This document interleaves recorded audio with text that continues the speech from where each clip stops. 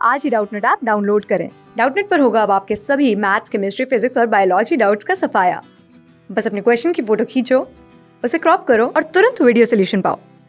Download now. Hello everyone, आज पढ़ेंगे हम एक कविता जिसका शीर्षक है दिशा। और यह कविता केदारनाथ सिंह जी के द्वारा लिखी गई है।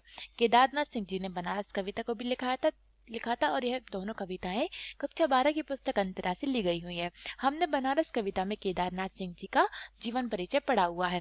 अब हम इस कविता में जिसका शीर्षक है दिशा में, इस कविता में पढ़ेंगे कि किस प्रकार से केदारनाथ सिंह जी ने बच्चों के बालमन और उनके मनोविज्ञान के बारे में बताया है कि किस प्रकार से बच्चे जिस चीज को पसंद करते हैं उन्हें हर दिशा में वही चीज दिखाई पड़ती है। तो सबसे पहले हम दिशा कविता का प्रसंग जानेंगे। प्रसंग का मतलब होता है कि इस कविता में कवि ने किसका वर्णन किया हुआ है।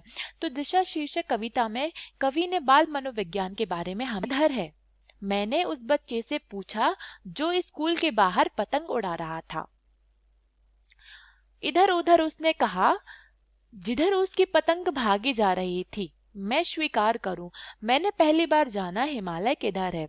कवि कहते हैं कि हिमालय किधर है, मतलब एक बार कुछ बच्चे स्कूल के बाहर जब पतंग उड़ा रहे थे तो कवि वहां से गुजर रहे थे। तो कवि ने उन बच्चों से पूछा कि हिमालय किस दिशा में है। तो उनमें से एक बच्चा जो पतंग उड़ा रहा था, उधर उधर उसने देखकर कहा कि जिस दिशा में उसकी पतंग जा रही है, आप समझिए कि उसी दिशा में ही हिमालय है।